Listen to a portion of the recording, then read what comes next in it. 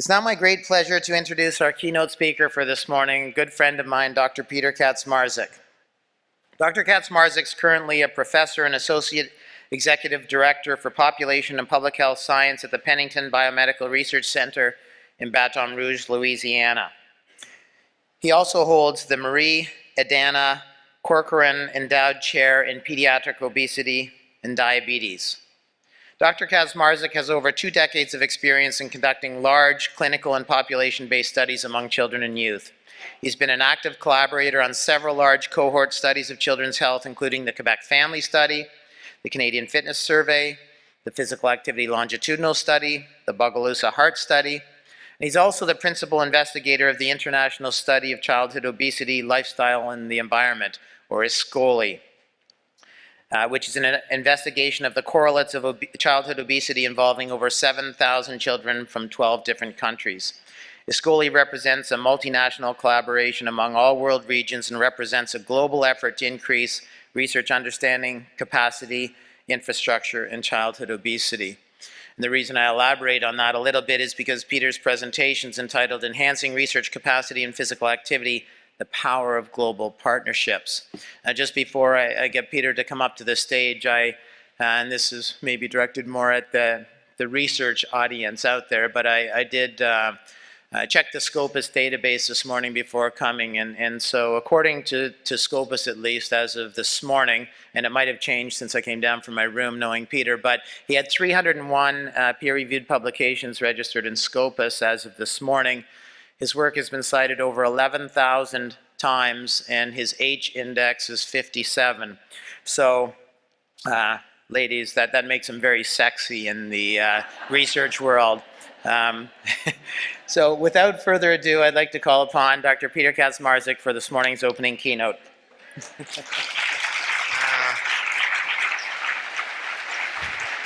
Thank you. Okay, are we on here? Well, hi, y'all. Howdy, pleasure to be here. I'd first like just to thank the organizing committee for inviting me, for turning on these bright lights. It's really a pleasure to be back in Toronto and speaking to all of y'all, as they say where I'm from now. And is everybody ready to find their, what is it, the sphere of awesomeness? You ready for that now? We just don't have that this early in the morning, I'm afraid. Okay, well, let me find my clicker and see what we're going to talk about today. Whoops. There we go. There's the title. Enhancing Research Capacity. I'd like to talk a little bit about ISCOLI and some of the other studies that they were involved in globally. And first, I'd just have to put up my financial disclosures. As most scientists, I've received funding from both government, non-government, and corporate entities for my research, and I've also done some consulting for government and non-government organizations as well. So I guess a subtitle of this talk could really be, it's a view from the other side of the global matrix. So we really started off with a really big bang at this Congress, seeing the global matrix. We have Dr. Tremblay here. Looks very much like he does today. And here we are, unveiling the global matrix, so it's all very exciting. And we had a Lancet series on physical activity last year, which pulled together physical activity researchers from around the world. And this was our, I guess, it was on the cover of Lancet, and this was kind of what we went to all the time. And this is children's games. This shows how active children used to be. It shows actually all the different games of the time. And what I did was I took the data, because I'm an epidemiologist, really nerdy, I guess. What I did was I assigned a value to all of the grades in the global matrix. So, 1 is an F, 2 is a D, all the way up to 5 for an A. And what I did was I plotted this against the gross domestic product of all the countries as an index of economic development. And for overall physical activity, this is what we see. We see this negative correlation between the gross domestic product and the grades. So countries with higher GDPs have lower grades.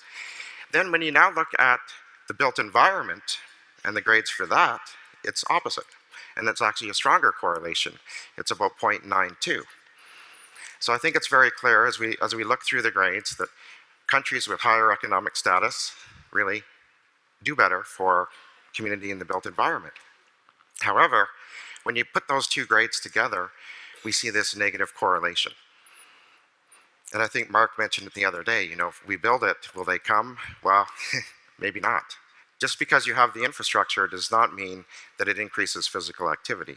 Just because you're a country with a lot of resources does not mean we have higher physical activity levels. So this is what we're faced with. You can drive anywhere in Louisiana on any given Sunday. This is what you see. You see beautiful parks, and many of them look like this. And this is like this around the world. But this is what we're moving towards. We want to fill those parks with kids. We want to use the infrastructure. So I was asked to do a number of things today. One of them was not to prepare too much ahead of time.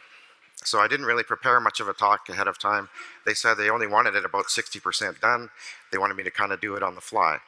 So, and kind of incorporate stuff from the Global Summit. So what is the biggest question I need to answer here? There's one question I've been asked over and over the last few days. And that is, who is she?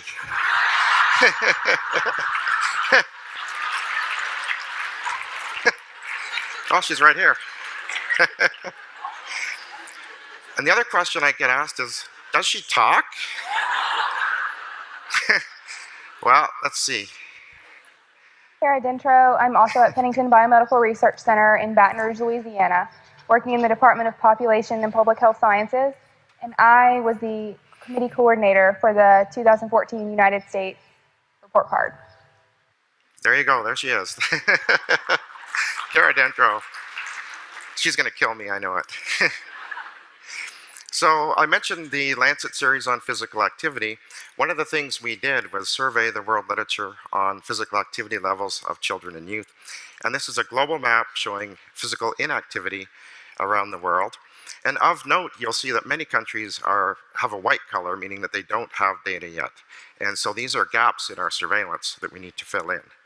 But overall, we have a global issue here for physical inactivity in children. Now, I'd just like to spend a moment, because this is such an international audience, and most of the researchers realized this, but it really shook up the world in 2005 when the WHO came out with this statement that 80% of chronic disease deaths occur in low and middle income countries. Because up until this point, most people thought chronic disease is a problem in North America, Europe, Australia. But when you actually look at the data, and here we have in yellow chronic disease mortality in the different countries around the world. And we see that, yes, on the far right, high-income countries have a problem with chronic disease mortality. But if you move over on the left-hand side over there, you see that lower, middle, and low-income countries, it is also extremely high levels of chronic disease. And the communicable diseases of, infectious disease and nutritional problems is still very high in low-income countries, but they're faced with this double burden. They have a double burden of both the chronic disease and communicable disease. And then when you move into transitional countries, like low, middle-income countries, they're really hit with a big chronic disease burden. And so, how do we get there? Well, we always talk about modifiable risk factors, and two of the key ones are an unhealthy diet and physical inactivity. And this, of course, leads to problems of overweight and obesity as kind of an intermediate risk factor, and then leading to chronic disease all the way on the right. So certainly the WHO is aware of the problem, and it's really kind of been transformational, this knowledge that, it's not all about the high-income countries. And I'll get back to that in a few minutes. Exactly how do we get here then? How do we get from there to where we are today? Well, I'm going to talk a little bit about epidemiological transition, because that term has been used throughout this Congress, and I just wanted to kind of highlight what it really means for those that aren't scientists. And what it really is, it's a shift in demography, it's a shift in mortality rates and chronic disease patterns over time. And what we see is, over time, the acute diseases, those of communicable diseases like infectious disease and nutritional deficiencies, they tend to decrease over time. And then as countries develop, chronic diseases become the problem. So my favorite age is the age of pestilence and famine. I just think it sounds really cool. But we have very, very high mortality, very high fertility, very high turnover rates, and it's because of the pestilence and the famine and these sort of cycles. As we begin public health measures, these acute diseases begin to taper off, and we become industrialized, westernized, whatever you want to call it. And we see now chronic diseases beginning to rise. And in the final stage, it's called delayed degenerative diseases. This is where we are in Canada today. In other words, we're pushing these diseases to later and later ages. We're delaying their onset for cardiovascular disease, cancer, those sorts of things. So many people have overlaid different things on this epidemiologic transition. One of the more famous ones is on the far right. That's the nutrition transition. Barry Popkin has been talking about that for years. It has received a lot of attention. In other words, what are the nutritional patterns which change related to the epidemiologic transition? And finally, what are the outcomes of that? Because nutrition drives a lot of these issues. But we felt that there was that physical activity wasn't represented in the nutrition transition very well. So a lot of us in the audience here, like Mark and Vicky and many of us, have been talking about a physical activity transition. And we published this a few years ago in the Journal of Physical Activity and Health. And it describes how changes in physical activity patterns can lead to changes in mortality rates. Given that physical inactivity is a major risk factor for chronic disease and premature mortality, it undoubtedly is contributing to these changes throughout the demographic and epidemiologic transition, resulting in the bottom, higher rates of obesity, type 2 diabetes, heart disease, and cancer. So just like you can overlay changes in nutrition on the epidemiologic transition, you can also overlay changes in physical activity. So I think it's important to kind of balance the argument between nutrition and physical activity when you talk about transitions. So, we're all here in Toronto, you see the resources. Many people think about physical activity in this way. They think it's fun, dancing, although I hate dancing. I don't hope that woman doesn't come back this morning. I don't have a bubble of awesomeness today. Not until I have a few tequilas anyway. So this is what we generally think of. But in different parts of the world, it's not all the same. Kids tend to play where they can, like that picture in the bottom left, playing soccer in the alley. People use their heads a lot.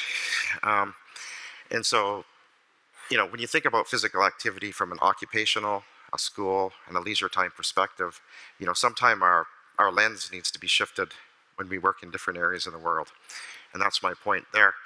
And just to really drive this home, I have a picture of Dr. Mark Tremblay blowing his driveway in January here in Ottawa.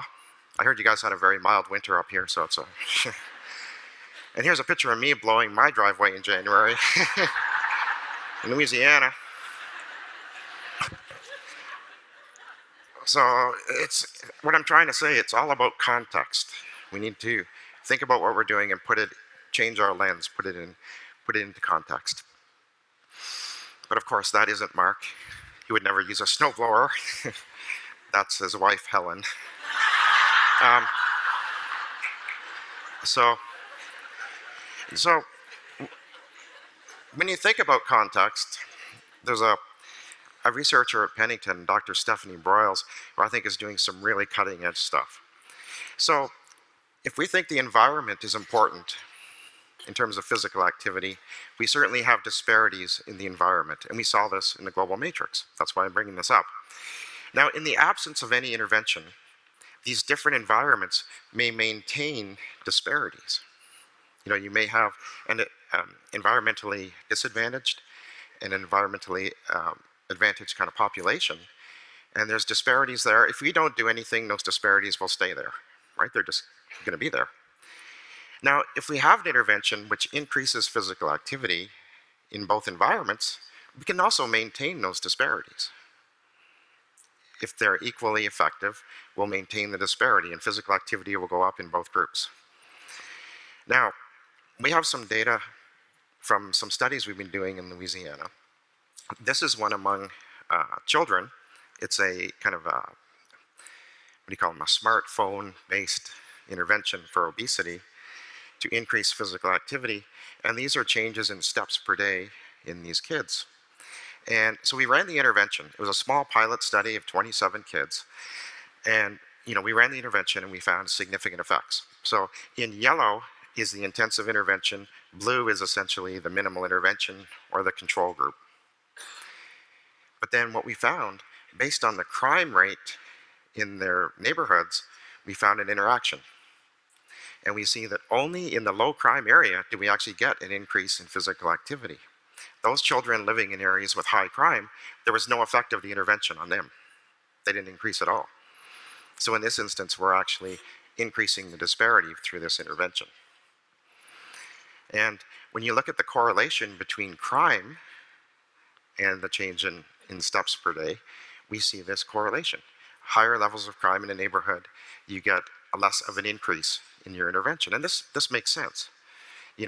But what it says is you can't just overlay the same intervention in every environment and think you're going to get the same effect.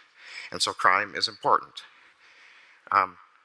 Here's a study we just finished among overweight adults in Louisiana. This was in Baton Rouge, and we found a very similar effect. This was a 12-week behavioral intervention aimed at increasing physical activity.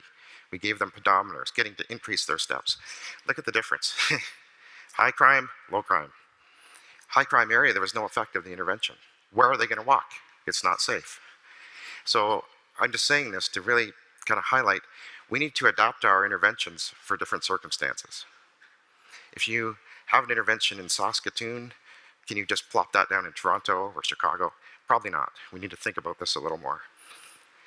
So in this case, what might happen is the disparities will increase between these two groups because the intervention is not equally effective in both groups. So I'm going to turn my attention just a little bit here to some international efforts because that's what I was asked to talk about. Now, these are just a few studies I'm just going to highlight, international collaborations in physical activity. Now, of course, there are other studies like the energy study, the IPEN studies, and these sorts of things. But what I'd like to just show is a little bit of evidence about the consistency of the relationship between physical activity and outcomes around the world. And so this is the Health Behavior in the School-Aged Children survey. This shows the association between physical activity and the odds of being overweight. And we see that in all of these 34 countries, they're mainly European countries, all except for Canada and the US. And for every day the kids met their guideline, there was a lower odds of being overweight. So physically active kids have lower odds of being overweight across these European countries at least. If you look at television viewing, you get the opposite effect. For every hour of TV viewing, there was an increased risk of being overweight. And also TV viewing, if you look across the countries, it had a greater effect in some environments and lesser of an effect in other environments, suggesting that maybe somewhere like Canada or the US that have a very strong effect, a television-based intervention might be effective. In another country where there's no relationship with obesity, well then why would you even bother intervening on TV? So we need more evidence like this. This is from the European Youth Heart Study. It's in several European countries. They have objectively measured physical activity by accelerometer, and they have outcomes such as cardiovascular disease risk factors. And what this paper showed very nicely was that the greater the level of moderate to vigorous physical activity, the lower the odds were of having high risk. In other words, they had lower risk factors with greater physical activity. And again, this is in several countries of 9 and 15-year-old children. I just mentioned the Helena study. I'm not going to show results from this. I just want to highlight it as another European-based multi-country study with accelerometry. They have blood samples, and they're beginning to publish an awful lot. If you type in Helena into the internet, you get many, many studies. So that's something to watch out for. It's a great collaboration. And this is something that Ulf Ekelund presented yesterday at the debate. This is an international accelerometry database that he's put together with over 20,000 children. This has 14 different studies in it, maybe I think from 10 countries. And what it shows is that regardless of your level of sedentary behavior, higher levels of moderate to vigorous activity result in lower risk factors in these kids. So this type of collaboration was not done on the front end, it was done on the back end, where they collated all the data from all these studies, and they were able to show this in JAMA. So collaboration doesn't always have to start with, a study and a study design and methods and all that. You can actually come and collaborate afterwards, and you can pool your data to understand better what's going on. That's why I wanted to highlight this. So at this point, we've seen a lot of data from Europe, United States, Australia. But what about the rest of the world? And this is an interesting map that Michael Pratt and colleagues put together for the Lancet Global Series on Physical Activity. The world is resized on two things. The top is each country is resized to its population. So you see, some countries look a little bigger because they have a bigger population than their actual geography.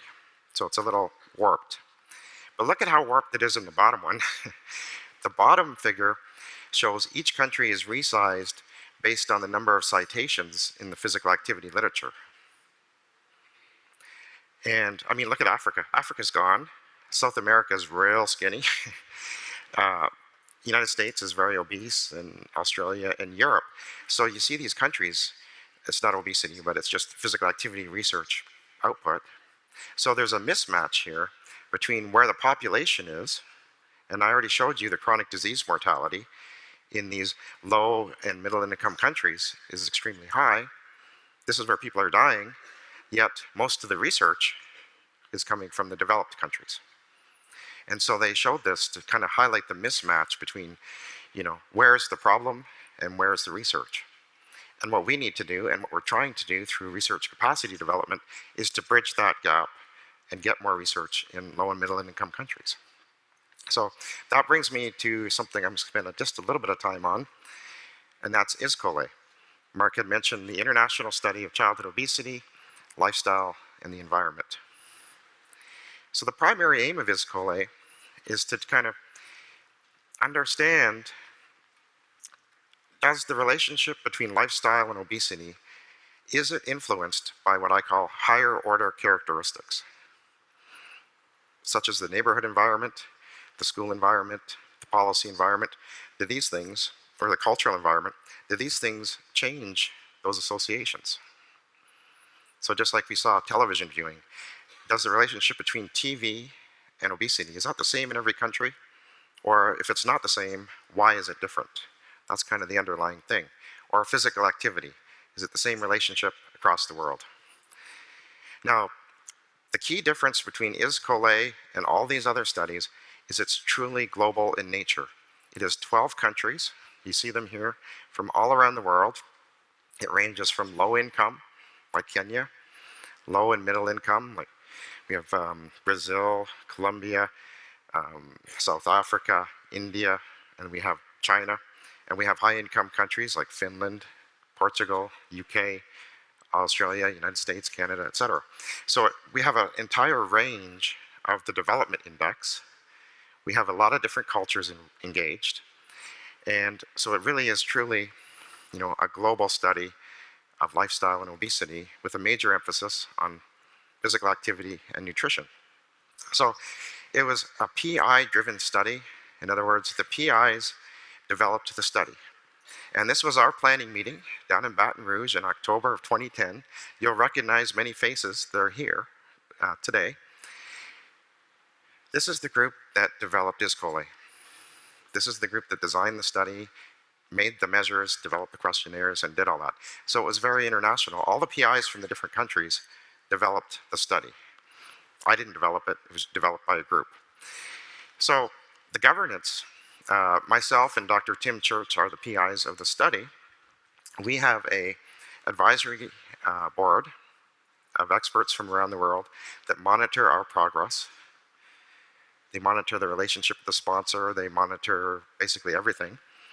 And Pennington Biomedical Research Center is the coordinating center. So we handle coordinating, essentially. You know, we do the training, development of the MOPS, the manual of procedures, and all of that.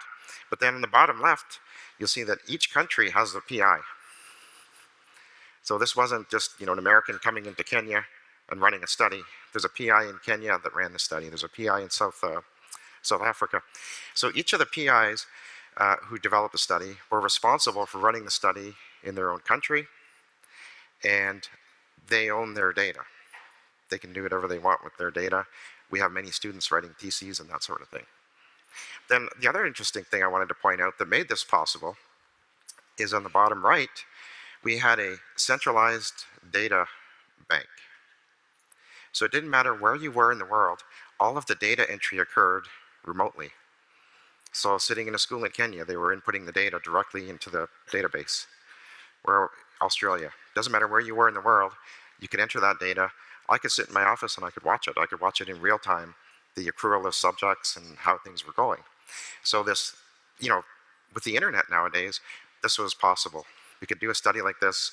The data is already in the database in real time. So that's very, very exciting. Now, I just put this up to highlight that any international study or any multi-site study at all requires very rigorous control over the methods. So we had a very vigorous quality control program, which starts at the top, where anyone who was involved with ISCOLE had to do online training, they had to watch online videos, and they had to pass some tests. Had to pass tests online. Then we went to in-person training. So we had teams that went to every country or every region and trained everybody that worked in ISCOLE. So everyone had standard training around the world. Then they were certified. You had to be certified to touch a child in ISCOLE for any measurement. You had to be certified to do that. Then we were able to do, through this database, remote verification of all the data to be sure the data was coming in, that it was high quality. And then we sent someone to every country to actually go through the records and look for errors and make sure they were doing things correctly. So you might think this is a bit overboard, but in the end, we know that everything was done the same way in every country. We know that waist circumference was measured the exact same way, weight was measured the same way, the exact same accelerometer was used in every country. So it was very standardized, and this is important, you know, when you do any kind of international comparisons. You want to be sure that the differences you observe are truly differences and not just because people are doing it different in different environments. So just a couple of pictures to show you the different environments. On the top left is obviously the Canadian group. No, sorry. That's Kenya. That's after their training. You'll see they're holding some of their certificates that they're trained for ISCOLE. The bottom right, that's the Canadian characters there. Just to show you, I mean, we're working in completely different environments here. So I mentioned the overall design. It's to look at this association between lifestyle and obesity and look at the influence of these higher order characteristics. Now, I'm not going to show a lot of data, but I just want to show these basic design for you. We chose to study 10-year-old children. Essentially, we have a snapshot of 10-year-old children from every country. So we controlled for age in that way. We wanted 500 kids or students from each country. And, you know, I mentioned we have a range of socioeconomic status across all the countries. Within each country, we also have a range. So our sampling frame was such that we have low, middle, and high income within a country. So we're trying to maximize our variability in socioeconomic status throughout the entire study. And like I mentioned, not only did we have the training, we used the exact same instruments in every country. Even the waist circumference tape, I took those to every country, hand-delivered them basically. It's the exact same batch. We bought them all at the same time. Actigraph accelerometers, not only do we use the same model, they're all from the same batch. They came off the line at Actigraph to all the countries. The exact same stadiometer. We have bioelectrical impedance for body fat. So everything was as standardized as we could possibly make it. The only thing was, in some countries was 110 and others was 220 in terms of the, the electricity. We couldn't avoid that, unfortunately. But I actually blew up the body composition analyzer. I plugged it in India, and it blew up because I didn't have a didn't have a converter. They were kind of mad at me, but so this was our progress. The red line shows where we should have been. This was our projected enrollment in the study to reach our 6,000 children by the end of it. But look what happened. That blue line is what actually happened. We overshot. The countries were so engaged. The PIs were just so strong in every country that we actually surpassed our goals. And if you look across the countries, every country hit their target of at least 500 children. We were worried. No one had ever done this in a lot of these countries. They surpassed the target in every country. Two of them stand out. They were having a bit of a competition. Colombia and Portugal, they really went overboard in terms of recruitment. And so we don't have 6,000 children in ISCOLE, we have over 7,000 children in ISCOLE. So it exceeded all of our expectations. The research teams were phenomenal. So this is after. This was last fall in Atlanta. This was our post-study meeting. Data had been finished in all but 2 countries at this point. And so this is the same group, essentially. There's a little bit more gray hair. In some cases, no hair. And I'm just going to show a little bit of data here. This is data from 2 ISCOLE countries. On the right, we have Portugal and the United States. Now on the left, I've added data from Mozambique because of the Portugal connection. We just wanted to look at, and these are data from Antonio Prista. They were collected using the same ISCOLE design. So I wanted just to look between Mozambique, Portugal, and US. And just to see that moderate to vigorous activity in the top is lower in the US than it is in the other countries by a few minutes. We know that MVPA is only a few minutes of every day for the lives of children, unfortunately. And then we move into light activity and sedentary behavior. And I think this slide actually shows it better. But when you go to Mozambique, for example, and other countries of that at that stage, it's not really the MVPA that distinguishes a lot of this. There's a lot more light activity. You can see that red bar. And so there's less sedentary behavior, there's more light activity, and it may not necessarily be all in MVPA that we're targeting. There are differences, for sure, but now this is what we're exploring in ISCOLE. How different are these 10-year-old kids in all of these different environments? What distinguishes, the healthy obese kids or the overweight kids in these different countries? So this is just kind of a snapshot of the data. I'm going to show it another way, just to highlight some of these differences, stark differences. So in a Western country like United States and Canada, this is what you see. On the bottom is family income. So from left to right, higher income. And this is the BMI, or body mass index. It's either a Z score or a Z score, depending where you're from. And what we see is very typical. Higher socioeconomic status, you have lower levels of obesity. And this is pretty typical of the United States, Canada, Australia. But then when you look at a place like Kenya, it completely flips, right? Higher socioeconomic status, you have higher levels of obesity. And Dr. Stella presented this the other day. Stella Muthuri, she presented the data from Kenya. So it's the complete flip of what you see in our countries. South Africa is a mix, and when you look at that, it makes sense, because they're at a different stage in the epidemiologic transition, and Vicki Lambert has talked about that as well. The data makes sense, so we're on the right track. When you look at moderate to vigorous activity, you see the opposite trend. Canada and US, you tend to have a little bit higher levels in higher socioeconomic status, but look at Kenya. It's a complete flip. If you have high socioeconomic status in Kenya, you don't do a lot of activity. So just applying a North American lens to the data is not necessarily the best approach in all cases, or in very few cases actually. So with ISCOLE, and Mark spoke to this a little bit, that the impact, I believe, is really on the international collaboration. We need these insights. In order to develop interventions, we need the insights on the correlates within all these countries. There's been a lot of correlates and determinants research. 98% of it has come from developed countries. If we don't understand the correlates in other countries, we're not going to get very far. So we need a lot more collaboration. So in my opinion, sure, the data is great.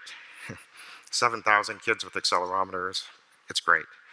In my perspective, the thing I'm most proud of is the collaboration and the development of research capacity in every country.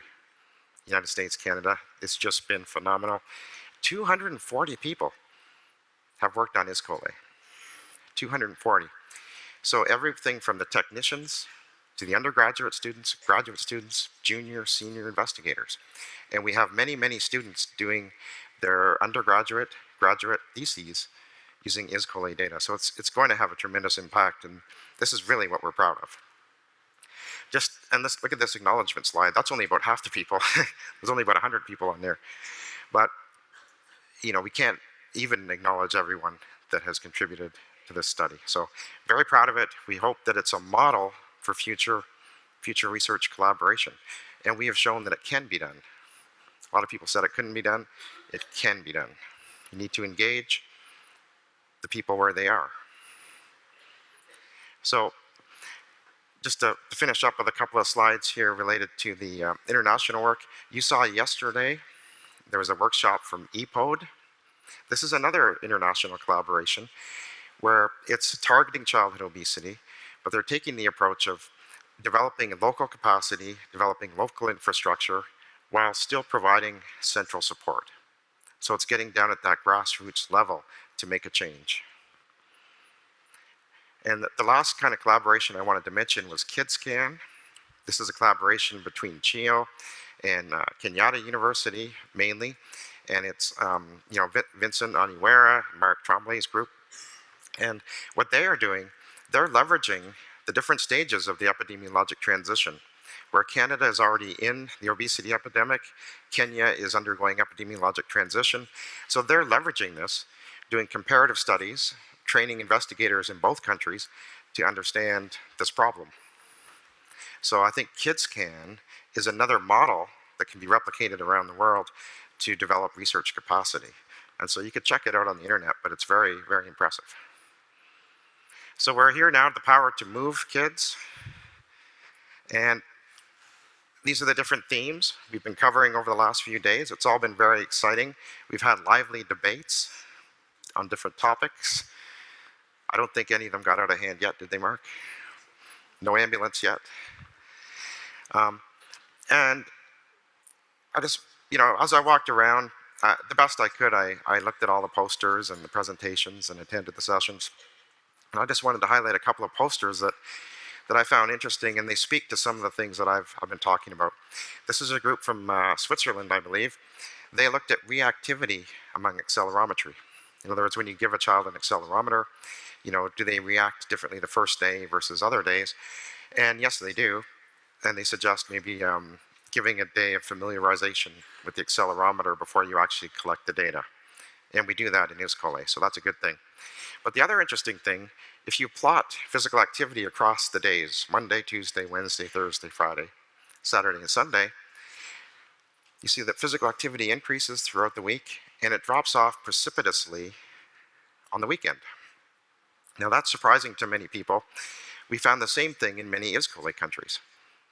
Physical activity levels are lower on the weekend. Now intuitively you'd think, well, the kids are in school during the week, they shouldn't be that active. On the weekend, they have all their free time. Why aren't they active? But it seems to be kicking the kids out the door to school actually gets them at least moderately active.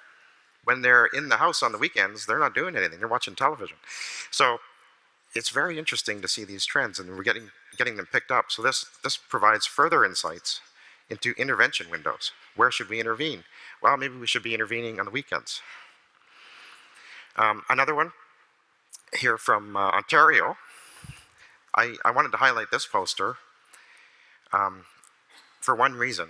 This is evaluating the daily physical activity requirement in the public schools. Public schools in Ontario, a few years ago, they enacted a policy. They have to have daily physical activity. And what they found in this study with 146 students was that the kids like the DPA, or the daily physical activity. 70% of them like it. However, they're not all getting it. And both the teachers and the students said they're not doing it.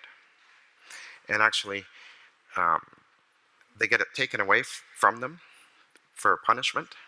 So they're actually lose physical activity privileges when they're acting up. And it's just the few disruptive students that kind of ruin it for everyone, right? There's always someone. And so I think there's one more. Yeah. So they're not getting the proper amount, even though it's legislated, it's mandated. And we have the same issue in Louisiana. You know, we mandate physical activity, we mandate recess, but they don't get it. And so I just want to point this out, that there's a big gap between legislating something or putting a policy in and enforcement. We have, in Louisiana, a law that says you can't have vending machines in the schools. And so they turn them off during the day, essentially. And so there's a person that comes from the Department of Education. They go around to the schools to see if these things are on. And she says, oh yeah, the students, when she goes to the school, they're coming up and they're pushing the buttons and it's not working. And they say, oh, that lady must be here today. So they only unplug it on the days when they actually have the visits from the lady. So there's a difference between mandating something and enforcing something. And I see this when I travel all around the world. So just mandating, putting in more laws isn't going to get us anywhere. We have to enforce it. We have to make it attractive. So anyway, another interesting poster here. We talk about the value of quality physical education in the schools, and there's been a lot of talk here at the Congress on this. And this was another poster from Sudbury, Ontario, just up the road, a few hours. And what they show is, you know, that the physical education class accounts for almost 25% of the daily steps that children accumulate. So, and again, that this is a good thing. We should be promoting physical education as a source of physical activity. Oh, and one other thing I forgot to mention. It's kind of small. Whoops. If we look here in that central column, I picked this up, that for the daily physical activity, although you're supposed to have 30 minutes of it or whatever it is, the kids are only getting something like 5 minutes. Most of it is actually sedentary time. So that's another thing that we have to keep track of that. Sorry, I went back to there. Okay. So in summary, really, I didn't want to hit you with a lot of data because it's early and it's the last day of the conference. I'm trying to put things in context that international partnerships can be powerful. They can change our lens. They can change the way we think. And I think many of the ISCOLE investigators have really dramatically changed the way they view physical activity, culture, and the environment because of their relationships with all of these PIs. So they're powerful. They can certainly lead to new insights. As well, if we're going to design interventions to implement them around the world, we really need this evidence on the correlates. And just using that example again, just because you have an intervention that works, you think it's great, you've developed it, you've tested it, it works great, don't think it's going to work in another context or another environment. So we need to build these collaborations, not just in research. My focus has been research, but on the practitioner side, if you have a really great program, try partnering with someone from another province or from another state and try to see if it works in different environments. I think it's extremely important. So just end with a quote here that, you can't escape the responsibility of tomorrow. No one can. It's coming at us. And so put another way, how long can we dodge the bullet? And continuing with the Matrix theme. So with that, I thank you for your attention. Thank you.